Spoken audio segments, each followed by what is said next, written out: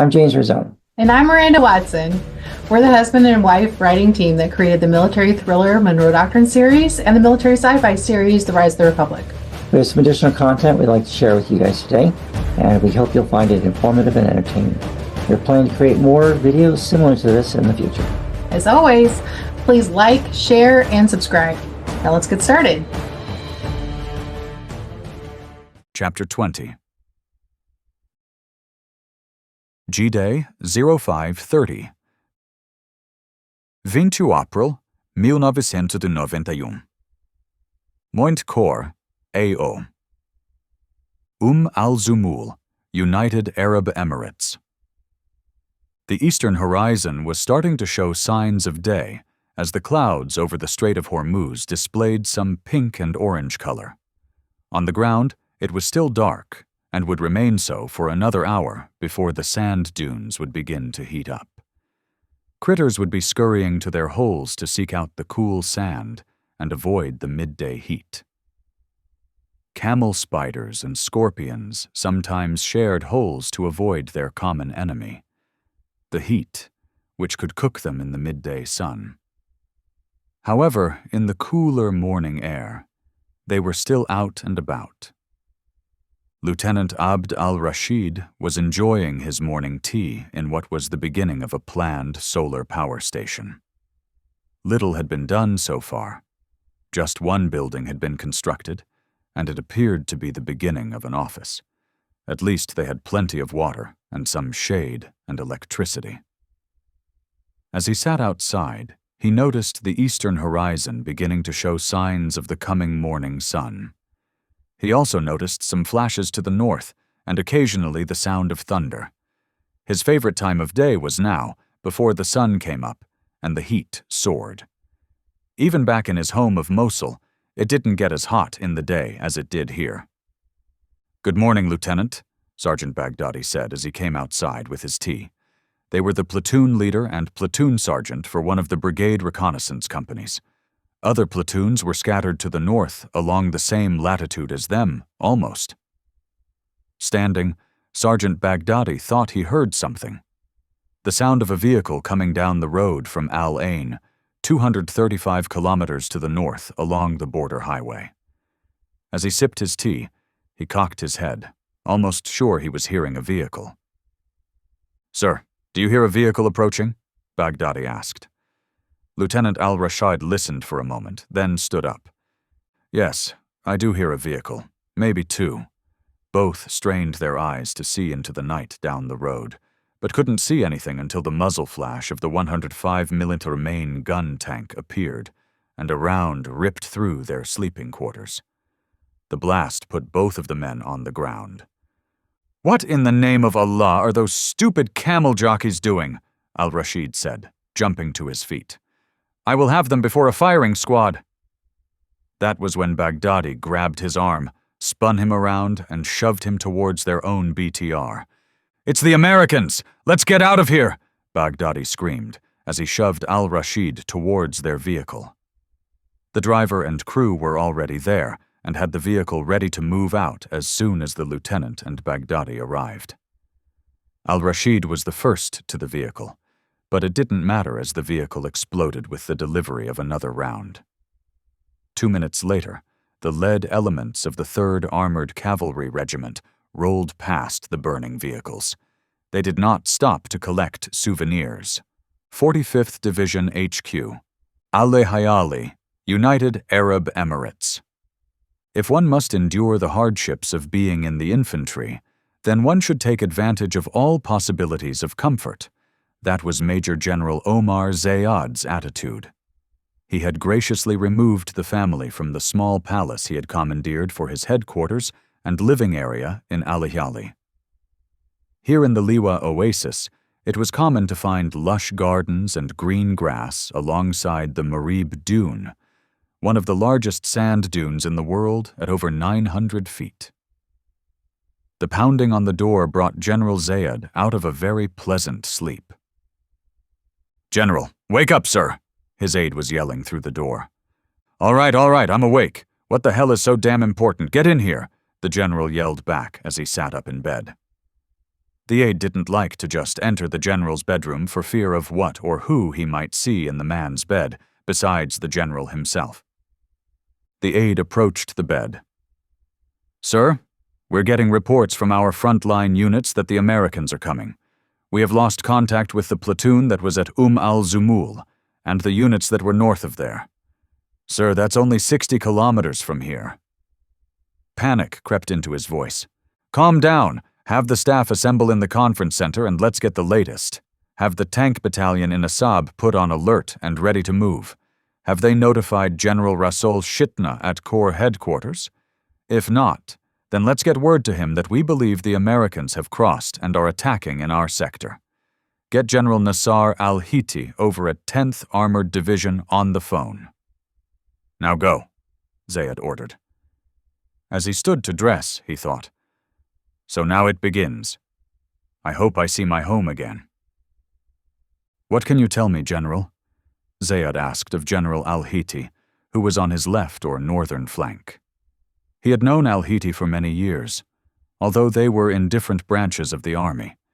They had served together on the general staff in the Iraqi capital several years ago and had been in the same division in the war with Iran. Their first elements hit us at Orfawar 100, and they quickly breached out tank ditches, al-Hiti said with some anxiety in his voice. It was still dark and we could see nothing, but their fire was very accurate and long range. The coordination between their maneuver force and artillery is accurate and overwhelming, al-Hiti said. "How did they get over your tank ditches so quickly? From what I saw, it should have taken them hours for that alone, and another couple of hours to get through your minefields," Zayed asked. "They breached the tank ditches with metal culverts. Their infantry threw scaling ladders across the ditches and secured the far side, setting up positions in the ditch spoil, and then their engineers came up with prepared metal culverts and rolled them into the ditches until the ditch was full, and they just drove across. The first vehicles across were bulldozers to push the spoil down, and then the tanks and infantry vehicles just drove across. It was all done in 30 minutes. Now they're pouring through and engaging my 2 forward brigades. I have to go. May Allah be with you this day, Omar," al-Hiti said, before the line went dead. Zayed hung the phone up and turned to the faces in the operations section that were looking at him. They were hoping for a flanking maneuver from the 10th to strike the Americans in the side. The look on Zayed's face told them it was not going to happen. "To no one," Zayed said. "Get me General Shitna on the phone." As he said so, he glanced at the clock. It was approaching 0600. This was a phone call that he did not wish to make. 1st Infantry Division, AO. Al Ain, United Arab Emirates. MG Fadil Jalil al-Barwari sat down for his breakfast. The morning was proving to be pleasant, and so he was taking it outside on the patio of the villa that he had so politely been given by the mayor of Al Ain. This morning is unusually quiet, he thought, as he cracked the soft-boiled egg that was typical of his morning breakfast, along with coffee, only 1 cup a day. A newspaper, the Wall Street Journal, lay beside his plate. He studied the American stock market closely, as he did not intend to remain in the army much longer, and did not intend to retire on his military retirement pay. He anticipated retiring a wealthy man and living in the United States, maybe New York City. His concentration on the editorial page was broken by the sound of thunder to the south. He looked up. Strange. There are no clouds in the sky this morning. The 17th Armored Division may be exercising, although General Al-Farai said nothing about it when I spoke to him last night. "Sir," his aide said, bringing his attention back to the present. Before al-Barwari could answer, he went on. "The 17th just reported that they are under attack by 2 Egyptian divisions and a Saudi task force. One of the Egyptian divisions is attempting to flank him on his southern border between him and the 10th. Standing quickly and heading for the door, al-Barwari asked, "What are our brigade commanders reporting?" "Nothing in our sector, sir," the aide announced, as he followed al-Barwari into the room and motioned for a soldier standing there to get the general's car. Nothing. Are they awake? We must have some news. Get Colonel Mohammed on the phone. Mohammed was the division operations officer. Mohammed, what is the status in our sector? Al-Barwari asked a few moments later, grabbing his hat but tied to his landline telephone. Sir, I have spoken with each of the brigade commanders and all report quiet in their sectors. We do not seem to have any activity at this time. I have a scout helicopter up and he reports negative contacts to our front or flanks, but says there appears to be a major engagement to the south in the 17th sector, Colonel Mohammed reported. He continued, I did get a request from the 17th that we have our 2 tank battalions conduct an attack into the side of a Saudi task force that is hitting him on the northern flank. Absolutely not. If we release those 2 and then we get hit, we will lack a mobile reserve. I am not sacrificing my command to pull his feet out of the fire. No, unless Corps orders it, we retain all our forces. Be sure they all understand to remain in place and defend their positions. I will be there in a few minutes, Al-Barwari concluded. 9 Corps HQ, Abu Dhabi, United Arab Emirates. The fog of war becomes thicker the higher the echelon of command. The fog is caused by many factors. Higher headquarters too far from the front lines, poor communications, untimely reports, and electronic warfare countermeasures all contribute. LTG Juwad Asad Rasol Shitna was in the fog at this very moment at Oro 800 hours. Reports had been coming into the 9th Corps Operations Center, and the staff was attempting to paint a clear picture of what was happening, but was having difficulty. At this time, General, we know that the Americans, the Egyptians, and the Saudis have launched an attack south of Al Ain. It appears to be just one corps, and we believe it to be the American 7th Corps. The 1st Division in Al Ain reports no activity in his sector. The 17th reports some pressure, but nothing serious, and he is holding. The 10th Armored says the Americans quickly breached his anti-tank ditches and are engaging his frontline forces. The 45th Division says they have had some minor contact with their reconnaissance platoons, but nothing serious. He has placed his 1 tank battalion on alert, Brigadier General Ejaz Hussein said, pointing out each unit's position on the wall map as he spoke.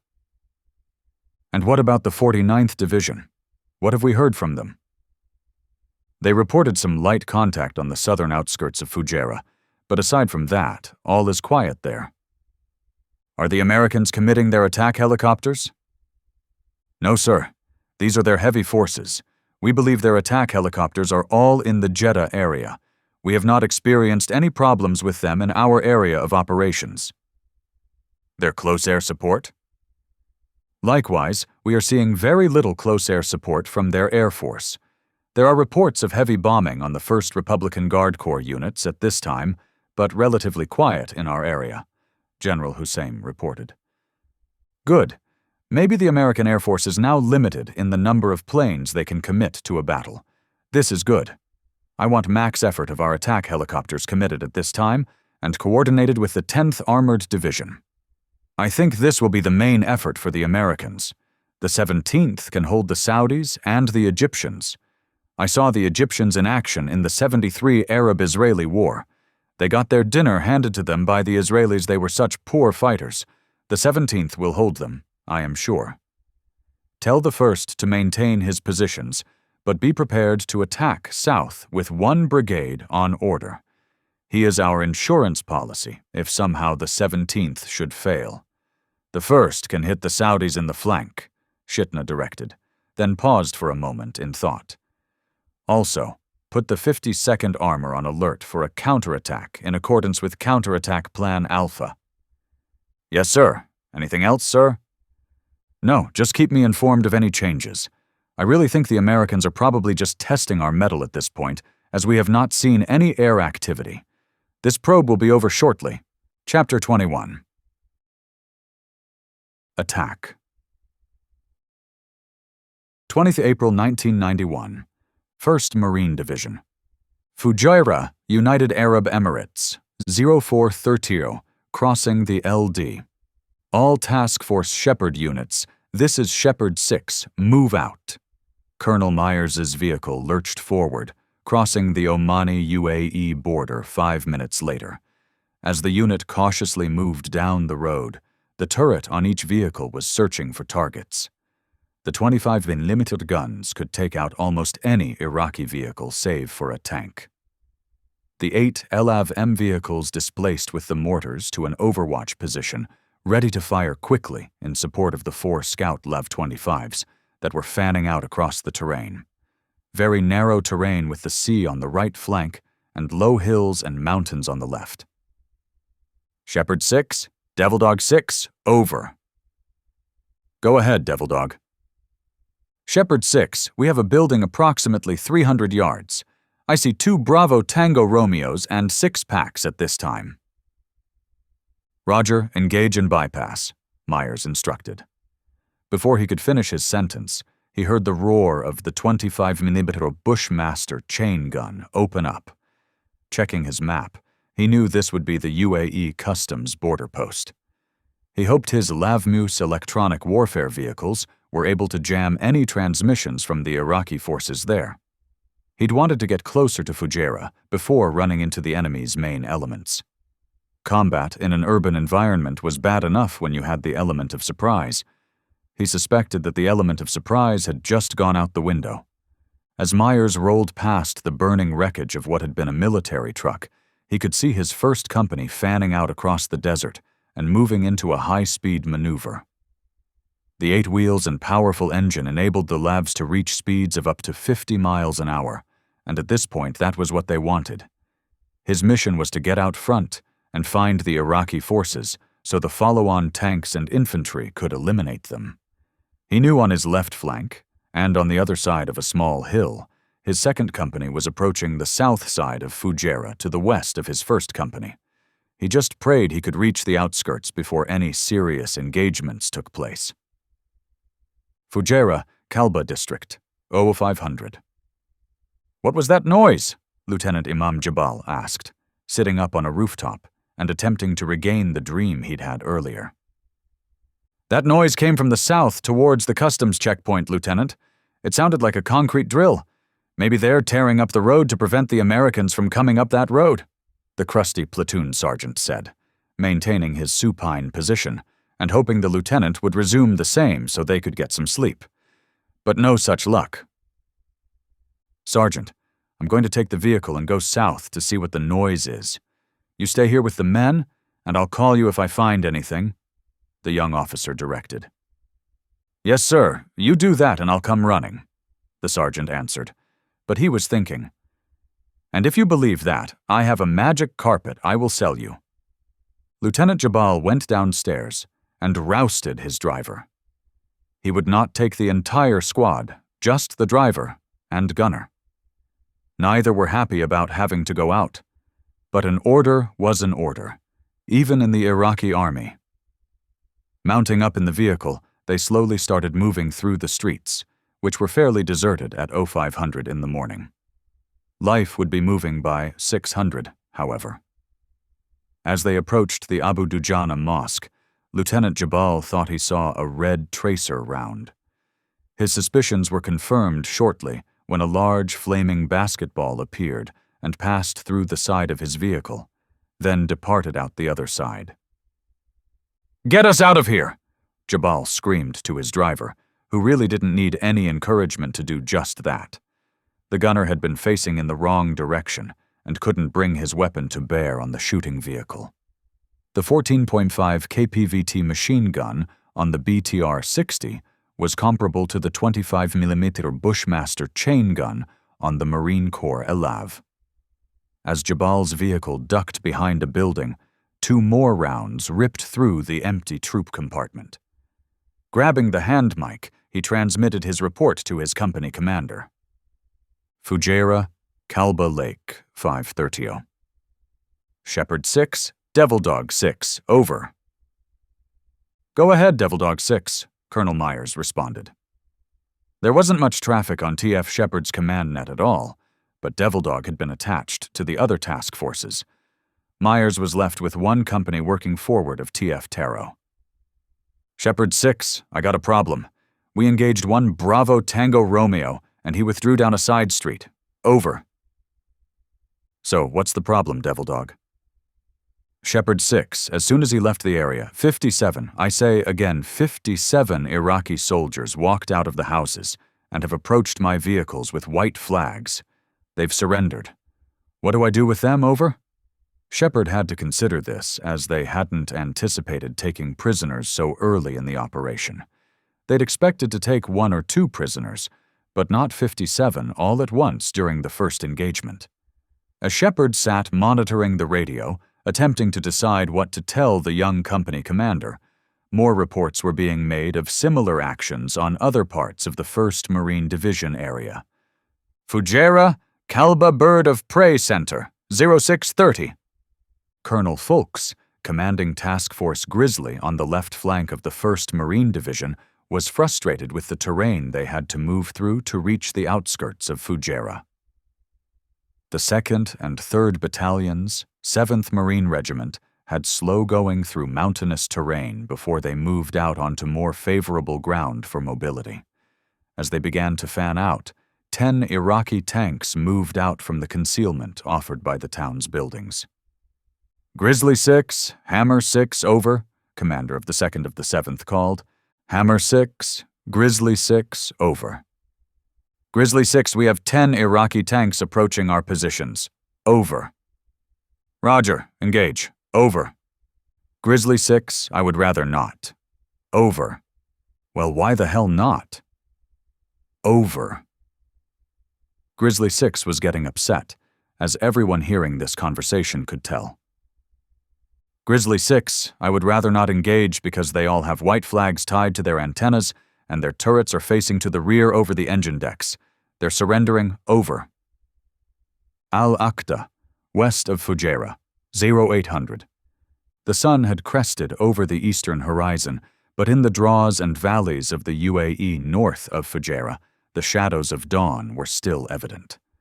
Sea Dog 25 and Sea Dog 27, 2 AH-1W Cobra helicopters, had been screening the left flank of TF Grizzly.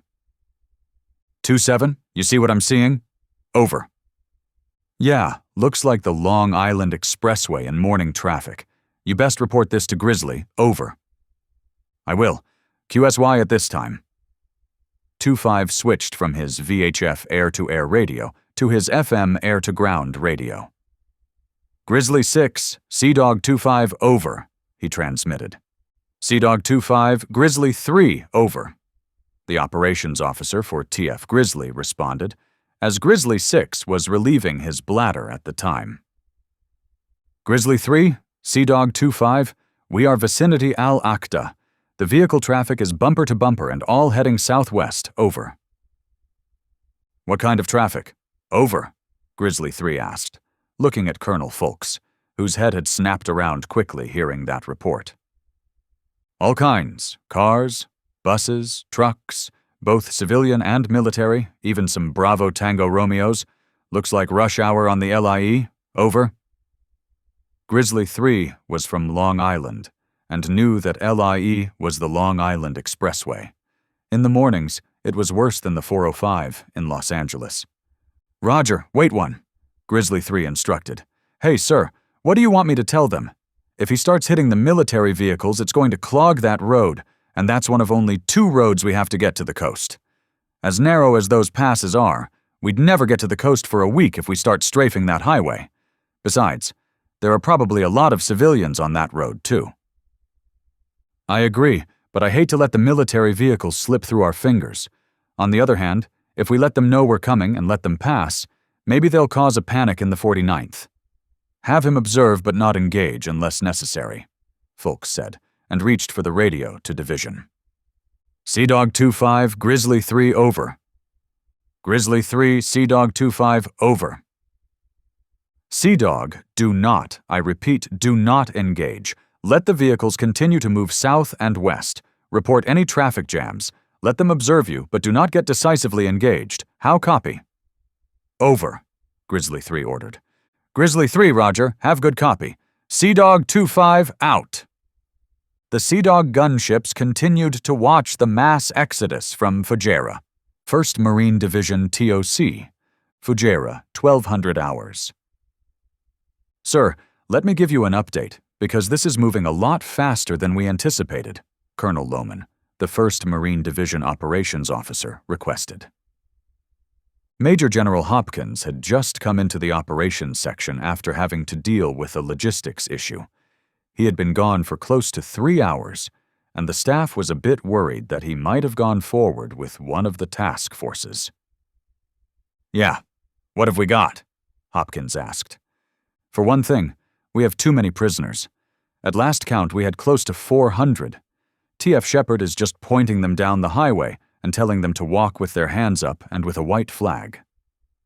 T.F. Grizzly is reporting the southern road to the coast is a traffic jam of vehicles and has blocked E-84 from the airport to the coast. T.F. Taro is at the phase line E-84 and is preparing to move north to Sakumkum. T.F. Troy is clearing bypassed pockets south of the airport, and T.F. Ripper is on the airport. We had T.F. Troy conduct his air assault to seize the port up at Khor Fakkan, and he took less than an hour to secure it. Reported no contact. He captured the entire infantry company that was there without a shot being fired. Said when they landed the company was in formation, standing next to the LZ. Damnedest thing. He said they had a formal surrender ceremony. Iraqi company commander even gave him his sidearm. He wants to know if he can fly the prisoners out. That was the request of the Iraqi commander at the surrender. What do I tell him, sir? Tell him to sit on them until a link-up with T.F. Taro. We got better things to do with the choppers than fly the Iraqis around. On second thought, that might actually free up our ground transports. Tell him I'm considering his request. Where's the POW compound anyway? Hopkins asked. Sir, to tell the truth, I'm not sure. Didn't think we would need it that fast, Lohman said. What are our casualties looking like? Hopkins asked with deep concern. Sir, we have had one. Fatal. One of our new privates was getting out of a vehicle and the pin on one of his grenades came out. He must have realized it when the grenade hit the ground because he threw himself on the grenade and covered it. Saved his squad with his life, Lohman explained. Damn, get the word out to the commanders about safety. Don't need accidents like that, not now. Talk to the adjutant about an award for the young man. He did have the temerity to save his squad. Chapter 22. Air Assault 20th April 1991, Tactical Assembly Area Campbell, Silsila Aneza. The night before, 20 Black Hawk helicopters had landed in a pickup zone for the upcoming offensive. Across what had been the 101st Sector before they were relieved by the 28th and 29th Infantry Divisions, Black Hawk helicopters had gone into pickup zones for the 1st Brigade. The 1st Brigade would make the first combat air assault to seize the airfield at Mogaira, 67 miles to the northwest. From there, additional units would land and continue to the attack north and use the airfield for a refuel point in support of future operations. The 1st Brigade would also conduct a link-up with the ground forces moving north. Airfield seizures were the 101st's cup of tea. Lieutenant Colonel Dan Corey hadn't slept well the night before. Last-minute details had drifted through his head. The what-ifs of combat were always present and had to be considered. What if an aircraft broke down? Could they move those soldiers to other aircraft quickly? What if an aircraft was shot down en route to the objective? What if there were enemy tanks on the objective? What if... It went on constantly for a commander. And each contingency must be thought out and a plan made to meet it. Corey had been a pilot in Vietnam, and as he looked at a black sky full of lights from the Milky Way, he knew it would be a good night for flying. Flying over mountainous terrain in daylight generally meant a bumpy ride, but at night, this should be a smooth ride to the objective. The mission called for 2 turns of 20 UH-60 Blackhawks and 5 CH-47 aircraft on each turn to support Corey's battalion, the 3rd of the 327th Infantry. Troops would be airlifted in the UH-60 aircraft, 15 soldiers per aircraft, and 16 of the anti-tank Humvees would be sling-loaded under the CH-47s, along with the S-3's vehicle and its radios, and the TACP vehicle with its radios for close air support.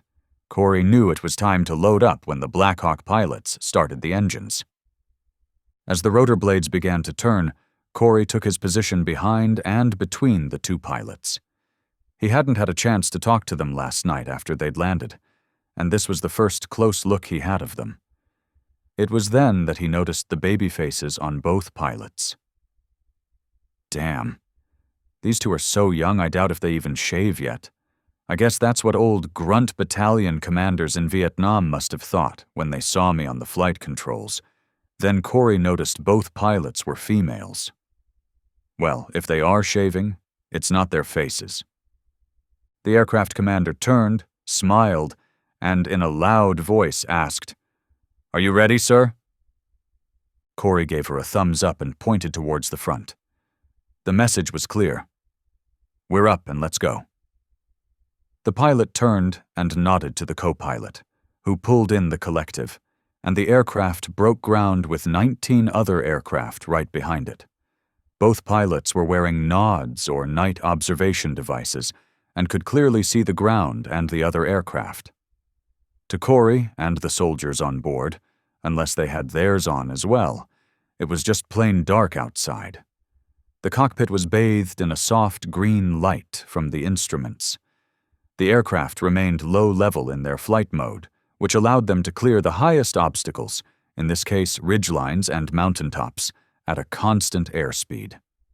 Unlike scout helicopters, UH-60 helicopters operating in troop lift formations didn't operate in NOE, or nap of the earth mode. The flight time to the objective was approximately 30 minutes. There would be no artillery prep because of the range, and no airstrikes for fear of damaging the runways and structures. Surprise was the key ingredient in this operation. "1 minute," the door gunner yelled. He was a soldier from Corey's battalion who, along with 10 others, had volunteered to fly as a door gunner from the very start of Desert Shield. Crew chiefs were assigned to aviation units, but door gunners were volunteers from the infantry units. Corey looked around at the 14 others in his aircraft. His 2 radio operators were with him, as well as 12 soldiers that made up a squad from Bravo Company, the same squad that had been intoxicated a few months before and gotten in a ton of trouble over it. They all had determined looks, but Corey didn't see fear in any of the faces. They were looking to atone for their past mistake.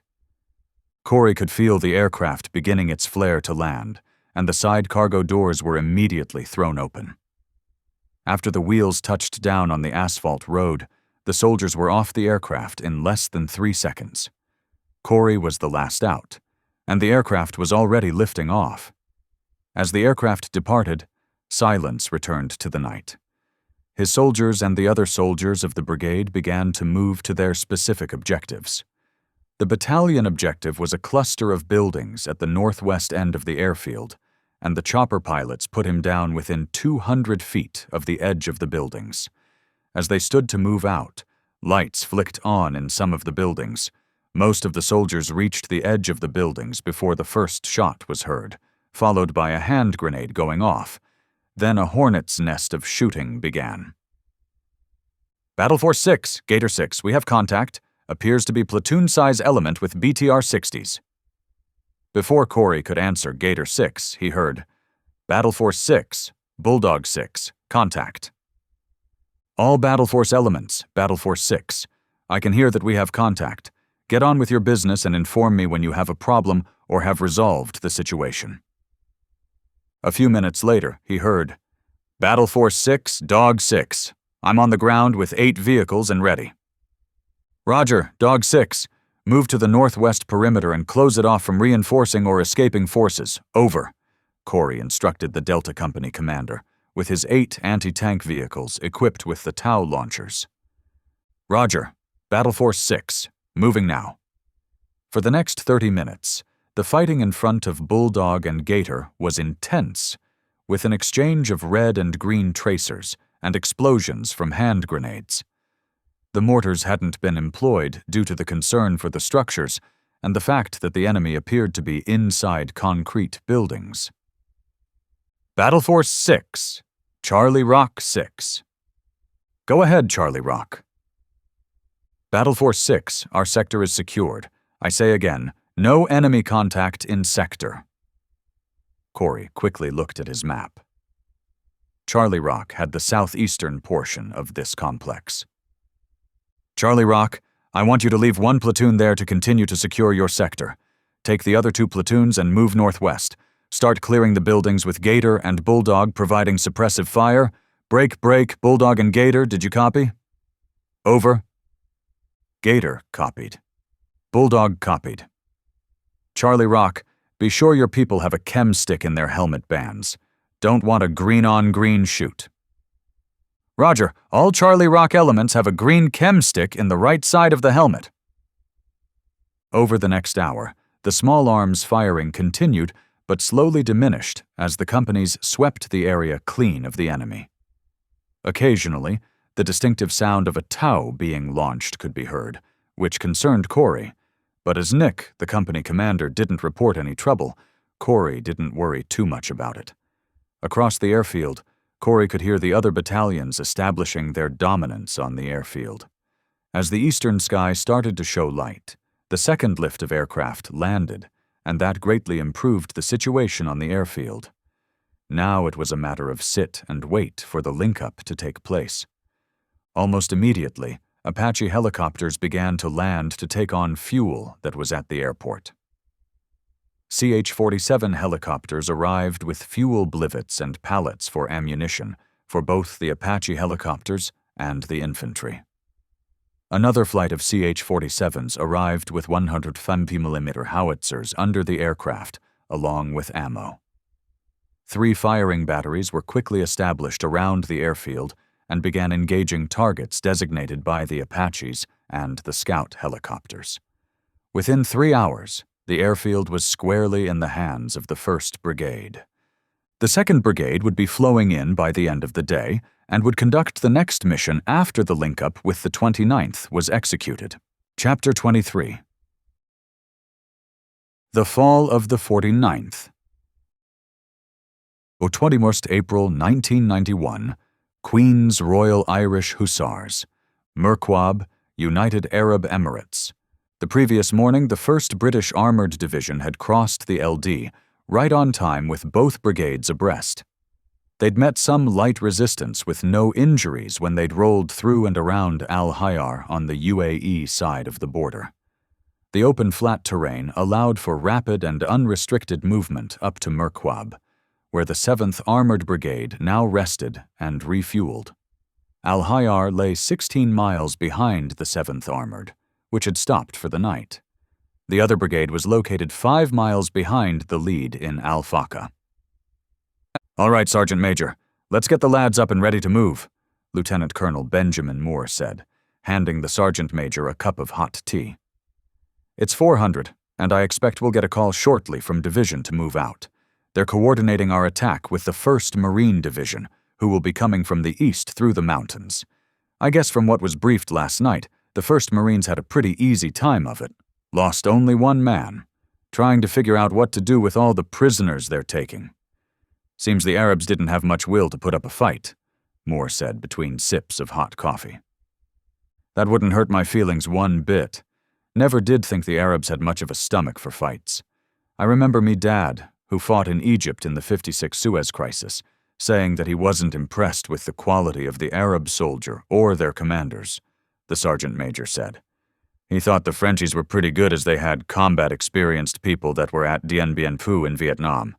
And the Israelis too were pretty good. Well, this should go quick as the 2nd Marine Division is coming ashore this morning as well, if they haven't started already.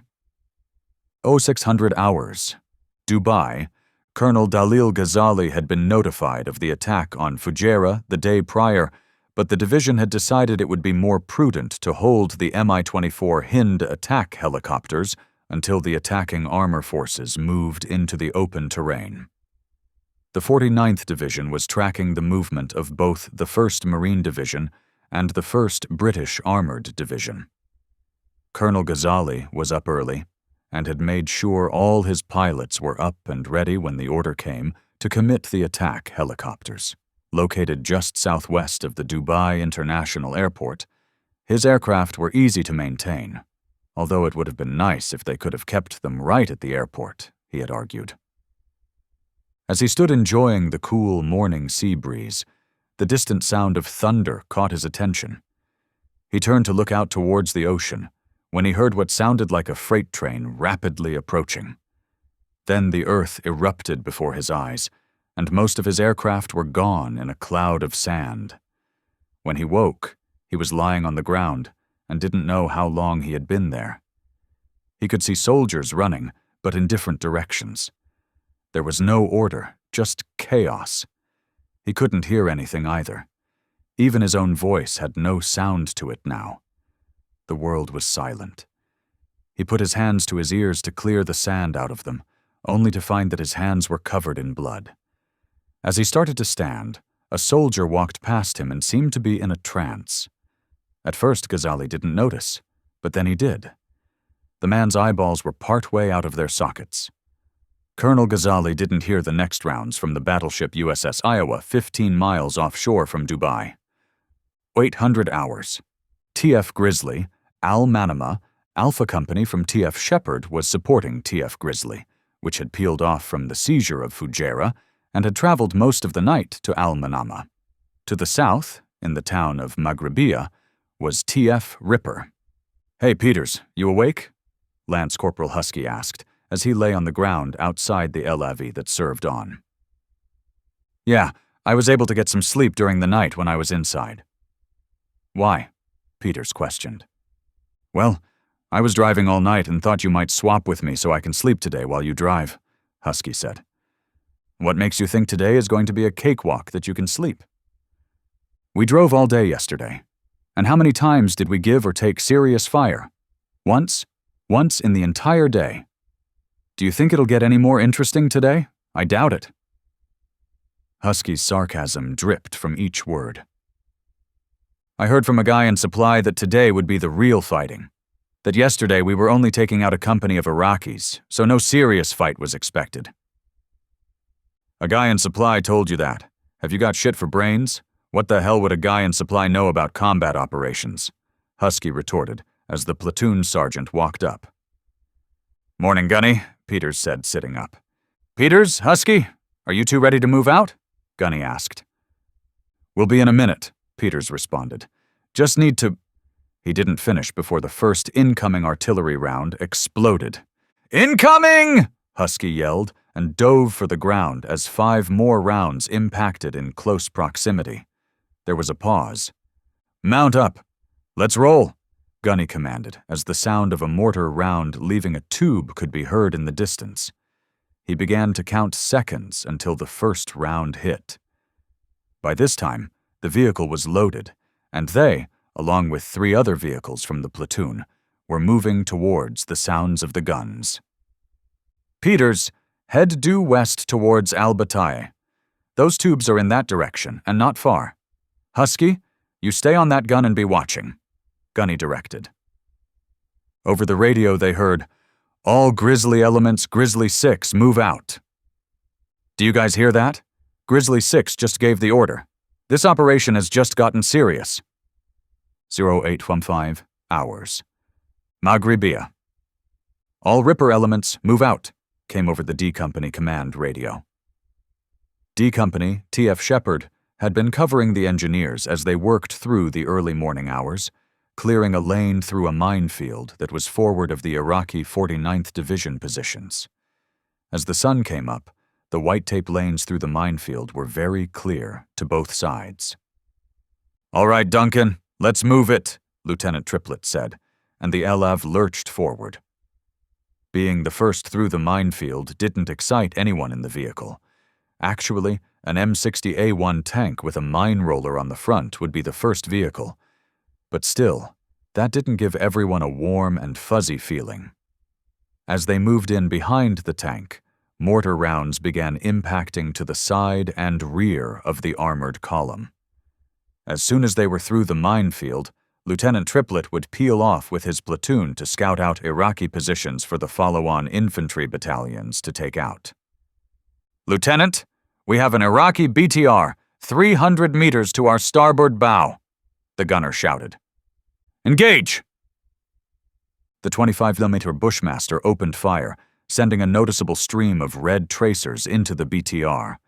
Smoke was almost immediately seen, along with a white flag off to the side.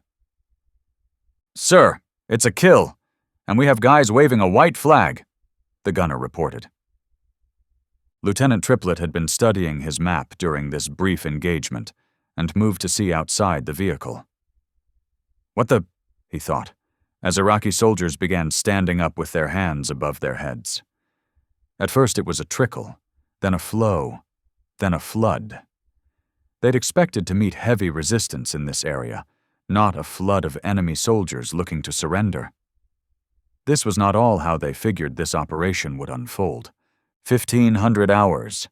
Suwaidan. The two officers approached each other after climbing out of their respective vehicles. One British, one American. They wore different uniforms but sort of spoke the same language. In proper military fashion, both came to the position of attention and exchanged salutes.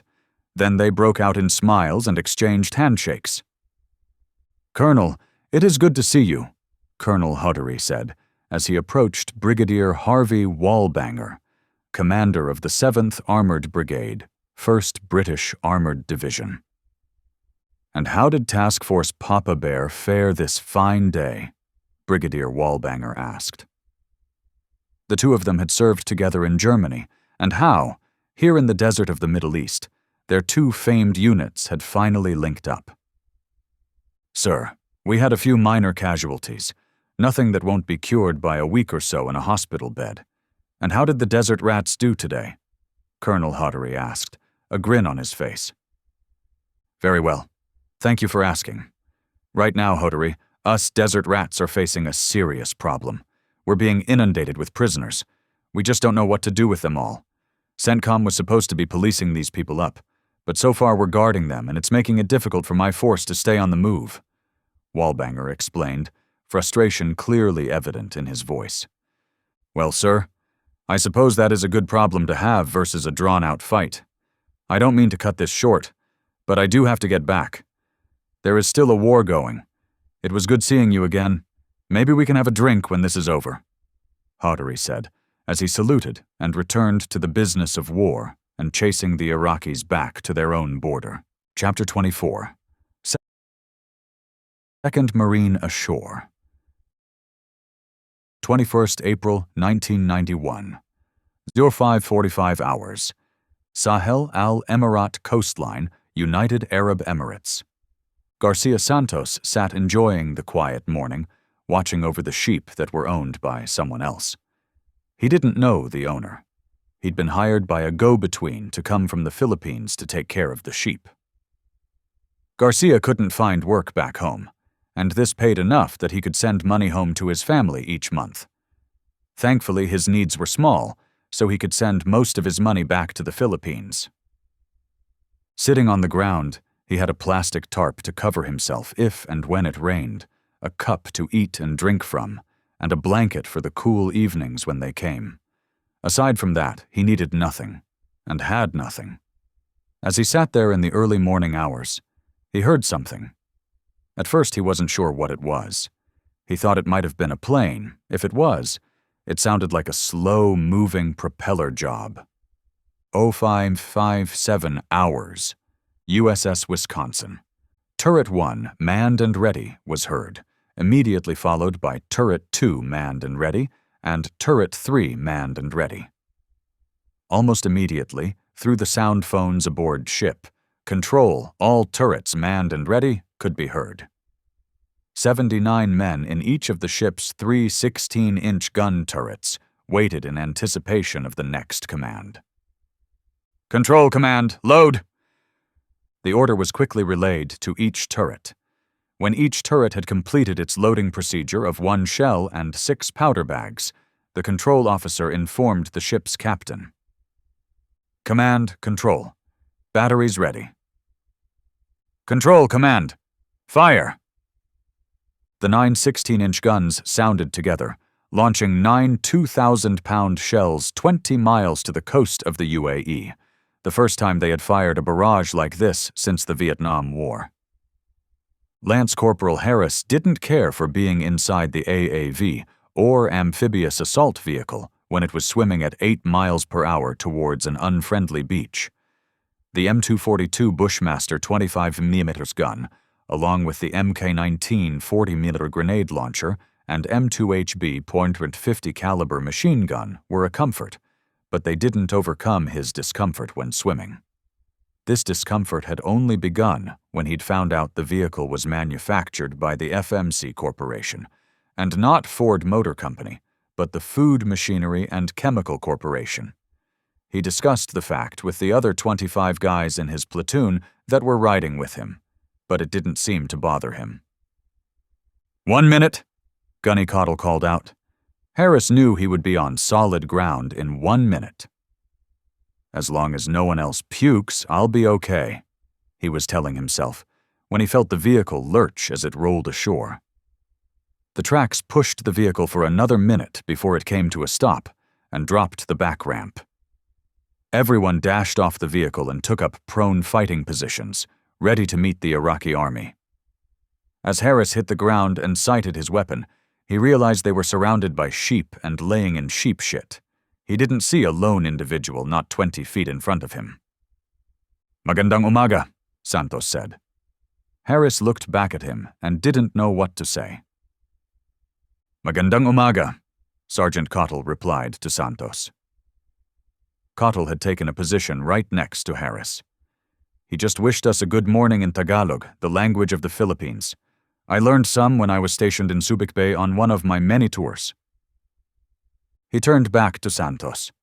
"Mayroon bang mga sundalong Iraqi dito?" "Mayroon silang ilan sa pamamagitan ng Dubai at ng Aliparan, ngunit sa palagay ko hindi sila mga mandirigma." As Santos and Gunny Cottle were in conversation, the platoon leader, Lieutenant Duran, came over. "Lieutenant, I just asked this gentleman if there were any Iraqi soldiers around here. He said there are some over in Dubai and at the airport, but he didn't think they were combat troops," Gunny Cottle explained. "Give him a pack of cigarettes and let's mount up. Captain says we're headed for the airport," Lieutenant Duran ordered. "You heard the lieutenant. Load up," Cottle yelled. As he did so, he reached into his cargo pants pocket and produced a pack of cigarettes, which he handed to Santos. "Salamat." Santos accepted the gift and nodded as Cottle headed for his vehicle. Across the water, he could see the 36 ships that were delivering part of the 2nd Marine Division and support ships, to include the Wisconsin and the Missouri. Both were firing their big 16-inch guns at targets further inland that the AAI RQ-2 Pioneer UAV was spotting for the ship. It had spotted the Mi-24 Hinds that were on the receiving end of the naval gunfire.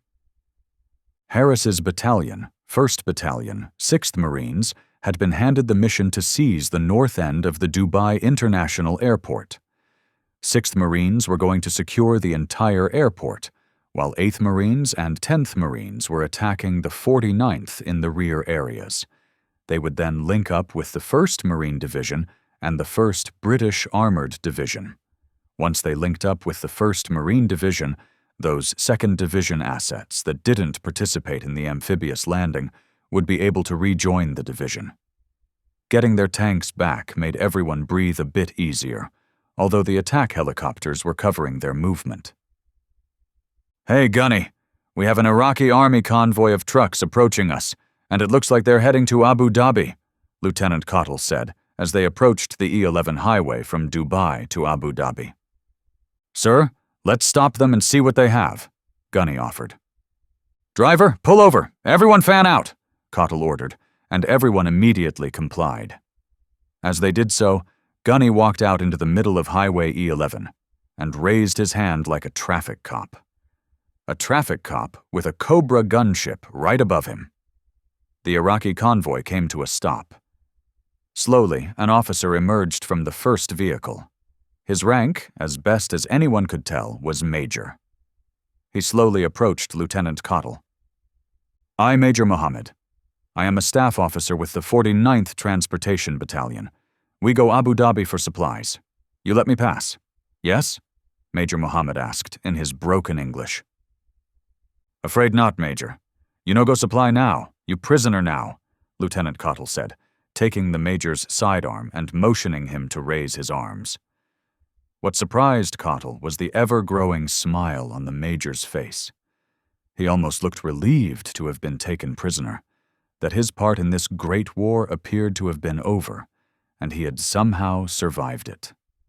Lieutenant Colonel Brian Young's battalion, the 2nd Battalion, 6th Marines, was ashore in the first wave. And, like everyone else in that first wave, his unit was surprised at the reception it received when they came ashore. Replaying in his mind the John Wayne movie Sands of Iwo Jima, he was expecting a major fight. Instead, he was met by some Pakistani guy selling fruit on the side of Highway E11. The fruit salesman couldn't care less about an invading force as long as the Marines would buy his bananas and papaya. Getting his battalion loaded back in their vehicles and moving to the airport took longer than he liked. "Colonel, Cobra gunship reported taking fire from the main terminal building. He called for naval gunfire but was denied due to the damage it could cause," said Major Mike, the operations officer, who was riding in the command track with Colonel Young. "All right, get the word to the companies that they can expect small arms fire but will not be able to use artillery or mortars without my clearance. Be sure the Anglico team knows that," Young directed. "Oh, and tell the companies no use of AT weapons except on Iraqi vehicles. I don't want them using AT-4s on buildings and blowing holes in the walls," Young added. "Aye, sir," Major Mike said, picking up a hand mic to transmit the colonel's instructions. Occasionally, the sound of a small arms round could be heard pinging off the side of the amphibious assault vehicle, or AAV. The gunner manning the 50 cal would return fire when he saw something worth shooting at. The MK-19 grenade launcher attached to the turret was reserved for the more challenging targets. As the AAV bounced along, Colonel Young reviewed his mission at the airport in his mind. Seize and secure the main terminal building, which was located on the southwest side of the airport, surrounded by smaller buildings. It was those smaller buildings that concerned him the most. Iraqi forces in those buildings could delay and impede his ability to quickly secure the main terminal. He had studied aerial photos of the airport as well as conducted a map recon. Rather than sticking to paved roads, his battalion was cutting cross-country and would come from the west into the airport complex. His battalion would pass between what appeared to be a housing development site and the outer buildings of the airport. This would position his battalion on the main road into the airport, giving them a straight shot to the terminal building. A company would clear buildings on the left of the main road, B Company the buildings on the right side, and C Company would drive up the middle for the main terminal. The Dubai airport was a major transportation hub, he recalled, starting as a hard-packed sand runway in 1957 before becoming what it was today, with the second paved runway just completed in 1983. Even the terminal building had been completed in 1983 with a second level. As they approached, it was obvious that someone had plans to build extensively around this airport. It was also obvious from the debris, craters, and smoke that the big guns of one of the battleships had nailed a flight of Mi-24 Hind D helicopters. Young's thoughts were interrupted by Major Mike. "Sir, Alpha Company is about to crash the perimeter fence." "Roger. What about Bravo?" "Bravo is rolling up on his crossing point now." "Good. Let's not bug them, but let them do their jobs. I'm sure they'll report if they get into something they can't handle." For Colonel Young, this was the hard part, waiting for the first contact to be made, and he didn't have to wait long. "Cavalier 6, Ambrose 6 over," a voice announced over the radio in an excited tone. "Ambrose 6, Cavalier 6, go." Cavalier 6, we're in contact. Platoon-size element in the first 2 buildings on the left. All small arms fire. No vehicles as yet. Over. Ambrose 6, roger. Understood. Cavalier 6 out. Tapping the AAV commander's leg to get his attention, Young indicated he wanted to move up for a better look. Major Mike knew what was coming next. Son of a bitch, he's going to dismount and wants to get right into the middle of the firefight. Major Mike was also keeping his ear tuned to the 6th Marine Command net and listening to the reports from the other battalions that were moving into their assigned sectors around the airfield. No one else had reported any contact as yet. Hey, sir, don't you think we should wait to hear from Bravo Company before we get to Alpha and dismount? Major Mike pointed out. The voice of reason, yeah, you're right, Young said, resigned to the fact that he was no longer a young lieutenant leading a group of hard-charging devil dogs. He knew his place was in the front, but with radios and communications, and not running through the buildings like a private. The privilege of command was sometimes not as much fun as just being a Marine. Cavalier 6, Benevolent 6, over, came across the radio. Sir, Bravo Company is calling, Major Mike said, handing the handset to Young. Benevolent 6, Cavalier 6, over. Cavalier 6, we've reached the outer parking lot at the main terminal. Our sector is clear. Do you want me to proceed to the main terminal? Over. Major Mike and Young looked at each other in total surprise. It can't be this easy, Major Mike thought. Benevolent 6, roger, take it. Break. Campaign 6, Cavalier 6, over. Cavalier 6, Campaign 6, over. Campaign 6, bypass Ambrose 6's location and proceed to the main terminal building coming on Benevolent 6's left flank. Roger Wilco, the Charlie Company commander acknowledged. The fight for the airport had begun.